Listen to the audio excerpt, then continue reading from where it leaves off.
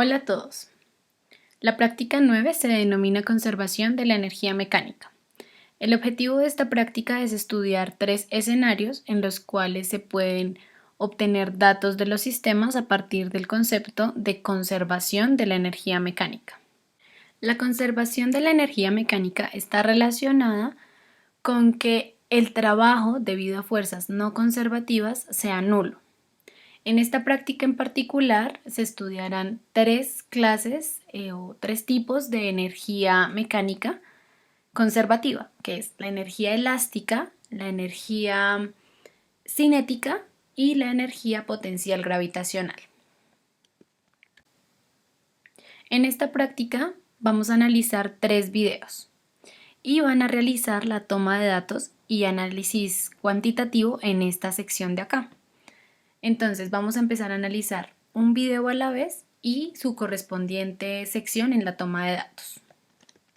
En la primera parte tenemos un video que nos explica la producción de hielo seco. Esta parte se hace con el fin de explicar que tenemos hielo seco a una temperatura de menos 79 grados centígrados. Esto quiere decir que a temperatura ambiente el disco se está sublimando y entonces cuando se suelta sobre la superficie, este va a deslizarse con muy poca fricción, ¿sí? Entonces la fricción es despreciable. La masa del disco del hielo seco es de 175 gramos, más o menos 5 gramos.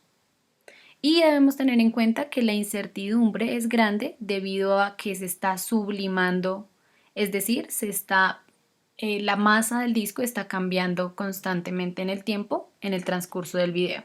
Lo que observemos en este video es que el disco de hielo seco está suspendido colgando por una cuerda. Esta cuerda se corta y entonces lo que sucede es que el disco de hielo seco se desliza con una fricción despreciable sobre la rampa. Toda su energía potencial gravitacional entonces se convierte en energía cinética y cuando éste entra en contacto con el resorte lo comprime, convirtiendo esta energía cinética en energía potencial elástica. Este empuja al hielo seco, el resorte lo empuja y este vuelve y adquiere energía potencial gravitacional.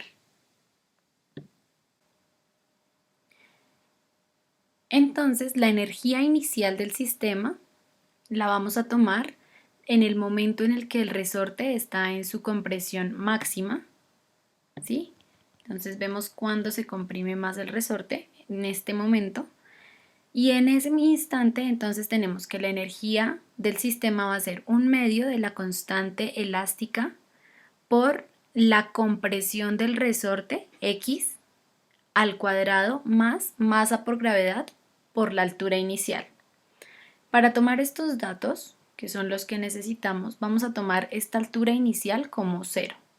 Entonces para eso utilizamos esta lineecita que está acá y vamos a poner la altura, el 0 de la altura inicial en la compresión, en la altura de la compresión máxima del resorte, ¿sí? Entonces, en esta esquina del cuerpo del disco de hielo seco vamos a poner la línea negra. Ahora, para medir la compresión del resorte, entonces ponemos nuestra regla graduada en centímetros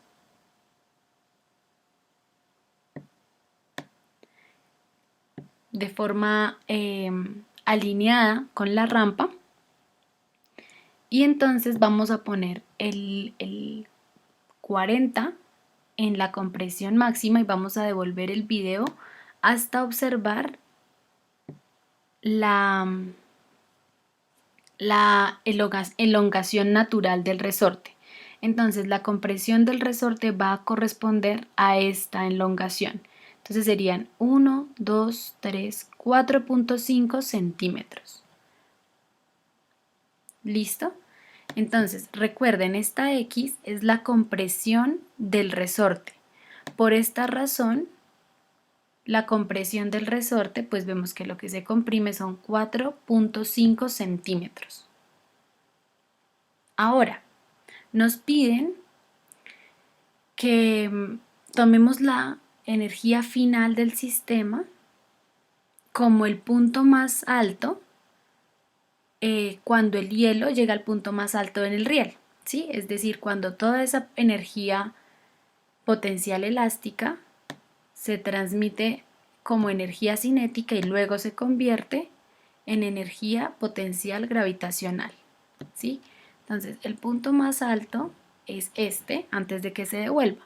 Como tomamos nuestro cero para la altura desde la parte inferior del disco, desde esta esquina, entonces vamos a medir esta distancia hasta esta esquina.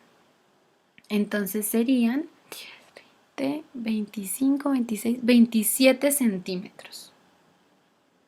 ¿Listo? Y pues tenemos en cuenta que por Pitágoras la altura h en términos de la distancia y el ángulo a, entonces se puede encontrar como la distancia por el seno de a.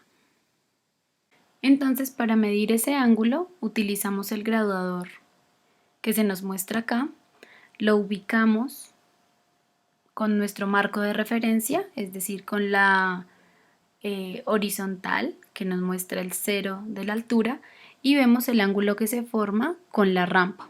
Hacemos esta lectura y entonces ese sería el ángulo correspondiente. Entonces, a partir de la conservación de la energía, es decir, que la energía inicial es igual a la energía final, sustituyendo estas cantidades, entonces podemos despejar el coeficiente, la constante del resorte K en términos de la compresión del resorte, de la masa, recuerden, la masa nos la dieron acá,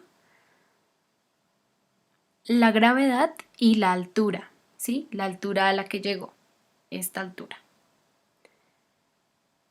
Entonces, para eso vamos a utilizar esta tabla, vamos a digitar acá los datos correspondientes, altura, compresión, ángulo, y para la constante elástica, entonces vamos a calcular una fórmula y vamos a poner pues la correspondiente fórmula en términos de las cantidades medidas.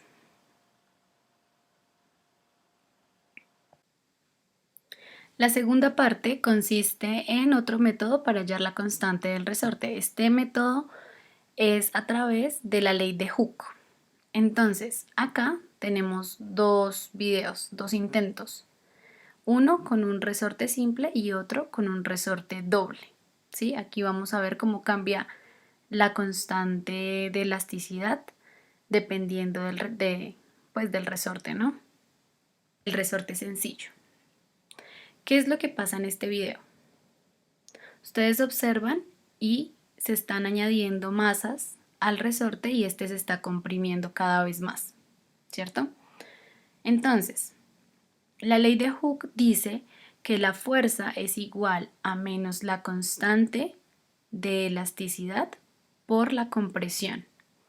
En este caso, lo que vamos a hacer es que la fuerza que se le está haciendo al resorte corresponde al peso de las masas y vamos a medir esas compresiones. Entonces, cada disco de metal tiene una masa de 50 gramos y se ponen 4 veces. 1, 2, 3 y 4. Es decir, ustedes tienen 4 datos. Para esos 4 datos, entonces, ustedes van a sacar acá la regla y van a ver cuánto se comprime. Entonces yo les aconsejo voltearla.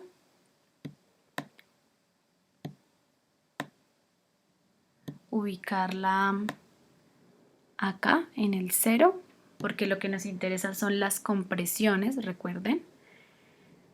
Y entonces van a esperar que se ponga la primera masa, que el resorte se equilibre, es decir, cuando ya casi no se mueve, ahí puede ser. Van a escoger el borde del resorte para tomar los datos y entonces pues esta va a ser la compresión, ¿sí? En este caso tenemos una regla graduada en milímetros, entonces serían aproximadamente 11 milímetros los que se comprime el resorte, ¿sí? Entonces ustedes van haciendo la lectura de para abajo. Van a registrar acá los datos de la masa, entonces en este caso serían 100 gramos. Van a registrar la fuerza, es decir, el peso, es decir, masa por gravedad. Recuerden, esta fuerza tiene que ir en newtons, ¿no? Entonces tienen que pasar la masa a kilogramos y registrarla acá en kilogramos. Y van a registrar la elongación aquí en metros. Lo mismo en la primera parte. De pronto se me pasó decirles, cuidado siempre con las unidades para que los cálculos les vayan a dar correctos. Y van a registrar acá la elongación. Van a tomar los 4 puntos, ¿sí? Entonces para los siguientes puntos hacen lo mismo, esperan que el resorte se estabilice y toman la elongación y vuelven y ponen todos sus datos acá. Luego van a hacer una gráfica de fuerza versus elongación, ¿sí? Entonces acá les voy a poner unos datos simplemente para ejemplificar.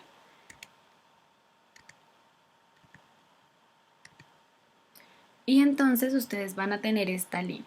Esto va a ser una línea recta porque la relación entre la fuerza y la distancia es lineal. Entre la fuerza y la elongación es lineal. Y la pendiente de esa recta les va a dar la constante de elasticidad. ¿Listo? Recuerden, esa pendiente y su incertidumbre la sacan acá, ¿sí? La pendiente de esa curva les va a dar la constante de elasticidad del resorte. Una vez hayan terminado de analizar el video del resorte sencillo, que es este, entonces van a coger el resorte doble y van a hacer exactamente el mismo análisis. Van a medir la elongación, van a poner una columna adicional en la tabla para medir las elongaciones del resorte 2 y van a calcular la constante de elasticidad del resorte. ¿Listo? Acá en esta primera pregunta, entonces les piden comparar los resultados que encontraron para la constante de fuerza del resorte utilizando este segundo método en comparación con el primero. Entonces ustedes tienen que darse cuenta si este es un resorte doble o sencillo y ver la constante y analizar la constante de elasticidad. Acá en la parte de abajo ustedes encuentran otras preguntas. Esta tabla la van a ignorar, esta tabla no la van a llenar. La pregunta 5 les preguntan acerca de la constante del resorte para el segundo, para el resorte doble.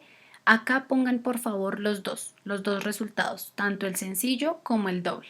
En esta pregunta es donde van a poner el valor comparando el valor que obtuvieron para la constante de elasticidad en la primera parte y en la segunda parte. Aquí es donde van a poner ese resultado.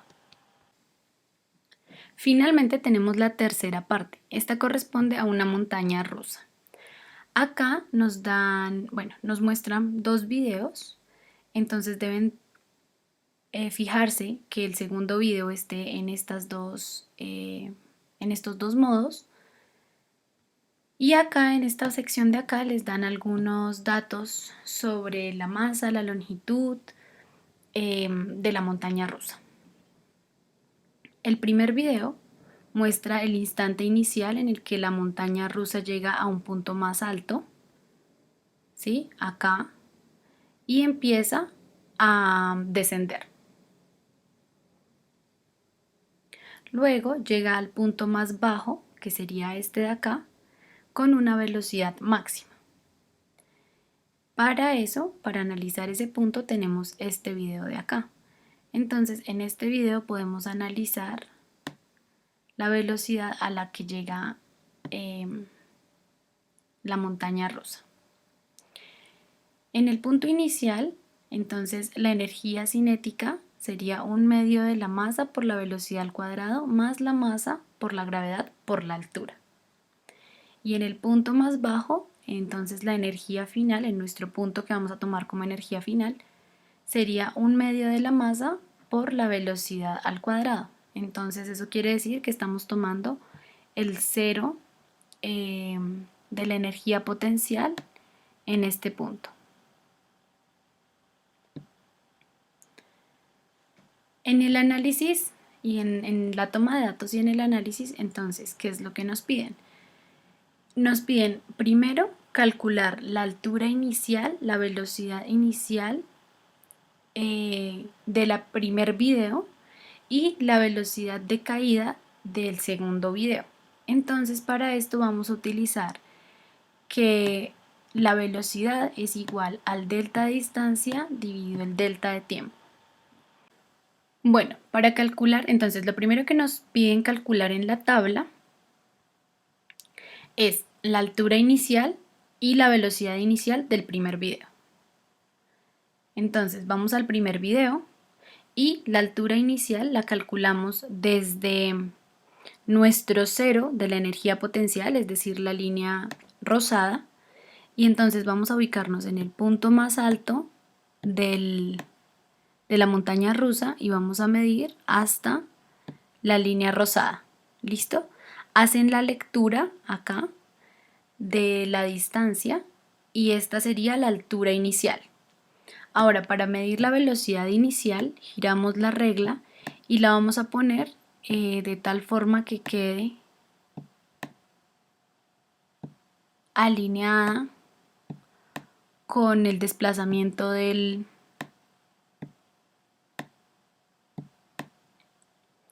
la montaña rusa. Y entonces nos ubicamos acá en el punto más alto, que es donde nos interesa encontrar la velocidad. Esta es una regla que está escalada en metros. Entonces vamos a ver desde que la montaña rusa, el punto el punto de la derecha de la montaña rusa, toca el cero de la regla hasta que toca una rayita, ¿sí? La primera rayita que correspondería a 1 metro. Entonces sacamos el cronómetro y vamos a medir el tiempo que demora en recorrer 1 metro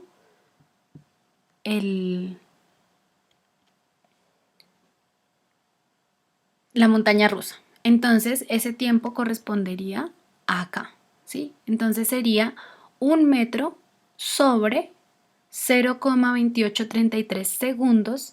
Esa sería la velocidad inicial de la montaña rusa. ¿Listo? Ya con esos dos datos podemos continuar a analizar el segundo video. Para el segundo video nos piden encontrar la velocidad final. Entonces, primero vamos a observar las herramientas que tenemos acá. Tenemos un cronómetro para el tiempo y tenemos esta rayita roja para medir la distancia. Entonces ustedes se preguntarán, bueno, ¿cómo vamos a medir la distancia que recorre la montaña rusa? Entonces ustedes pueden ver, van a tomar como tiempo inicial el tiempo, van a iniciar el tiempo acá, ¿sí? Cuando el primer carrito está tocando la línea roja y van a iniciar su tiempo en 0. Van a avanzar hasta que el primer carro pasa, ¿sí? Sería hasta este punto. Y entonces esta distancia del primer carro nos la daban acá en estos datos. Entonces el primer coche mide 3.4 metros de largo. Entonces la velocidad final correspondería a 3.4 metros dividido 0.1042 segundos. Esa sería la velocidad final de la montaña rusa. Entonces, ese sería el dato que ponen acá. Y la energía inicial y la energía final la calculan a partir de las relaciones de energía cinética y energía cinética más energía potencial para el momento inicial. Recuerden, acá las tablas les dan la opción de calcular columna a partir de las cantidades anteriormente medidas. Finalmente, van a comparar la energía mecánica de la montaña en la parte superior, es decir, al inicio, ¿sí? La energía inicial, con la energía mecánica en la parte inferior, es decir, nuestra energía final, energía cinética. Van a, a analizar si se conserva la energía y van a poner los resultados explícitos. En esta sección, pues ya tenemos el análisis cualitativo. Entonces, por favor, revisen estas preguntas.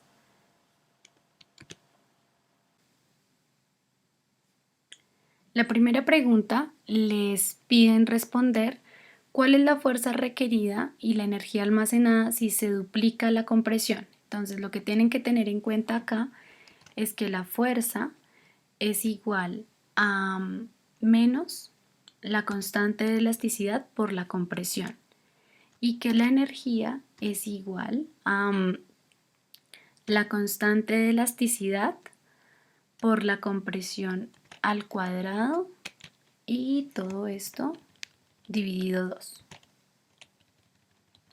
Entonces, teniendo esto en cuenta, teniendo estas dos relaciones en cuenta, pues ¿qué pasa si ustedes sustituyen esta x por 2x? ¿Cuál es el resultado que van a obtener? Entonces, ¿cuál es la relación para la fuerza? ¿Qué pasa con la fuerza y qué pasa con la energía? La segunda pregunta es acerca de cuáles son las energías presentes en la tercera parte, en la parte de la montaña rusa, y que discutan cómo se transfiere esa energía. ¿Listo? En la tercera pregunta dice, una persona rebota en un trampolín subiendo un poco más alto cada rebote. Entonces, pues, ¿qué les quiere decir que sube un poco más alto cada rebote? ¿Qué está pasando con la energía? ¿La energía se conserva? Si no se conserva, entonces, ¿de dónde proviene ese aumento de energía? La última pregunta es acerca del papel que juega la fricción en los experimentos. Entonces, pues, para que ustedes discutan un poco acerca de cuáles son las fuerzas disipativas que están presentes en estos experimentos.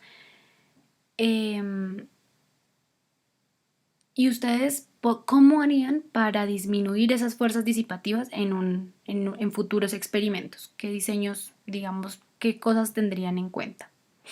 En las conclusiones, pues tienen que abordar las 3 prácticas, ¿sí? Tienen que dar las conclusiones tanto de los resultados como de la teoría, es decir, abordar la conservación de la energía, cómo se transfiere la energía en los sistemas y finalmente poner los nombres de las personas que trabajaron. ¿Listo?